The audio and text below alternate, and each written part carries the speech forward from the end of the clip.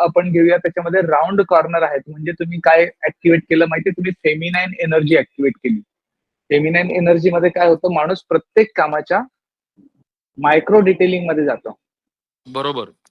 बरोबर. दुसरं, त्याला कोणालाही नाही म्हणायला जीवावर येतं. बरोबर. तिसरं, पेमेंट मागायला पण जीवावर येतं. कोणाला ओरडायला पण जीवावर येतं. बरोबर. तर आता ह्याच्यामुळे काय काय कार्यक्रम होऊ शकतात, ते तुम्ही इमॅजिन करू शकता, की बाबा हा जो स्वभाव आहे, ह्या हां. स्वभावाचा धंद्यामध्ये काय इम्पॅक्ट होतो. बघा, ह्याच्यात दुसरं चांगली गोष्ट काय आहे, मी सर्वेश्वर फॉन्ट कॅपिटल घेतलाय, म्हणजे काही चूक झाली तर बाबा ती माझी, चांगलं झालं तर सर्वांचं. हा ॲटिट्यूड तुमच्या काम करण्यामध्ये आहे. बरोबर. आलं लक्षात.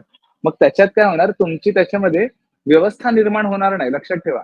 ऑटो मोडवरती चालणारी ऑर्गनायझेशन जर तुम्ही प्लॅन करत असाल ना, तर ती ह्या लोगो डिझाईनने ती संभव होणार नाही. तुम्ही एकटं जितकं काम कराल तितकेच पैसे कमवा. मग तुम्ही डोक्यात सेट करा, की ठीक आहे, मी जेवढी मेहनत करेन तेवढेच पैसे मला कमवायचे आहेत ना, मी कशाला सगळा पसारा करू.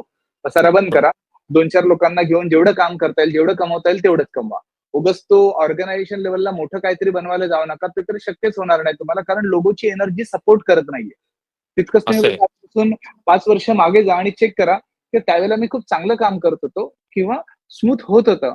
पण आता मी जेव्हा लोकांकडून कामं करून घ्यायची वार्ता करतोय, तेव्हा का मला प्रॉब्लेम येतो आणि एवढे भयंकर प्रॉब्लेम्स का येतायत? बरोबर. तर हा this is called vibrational mismatch. जर ह्या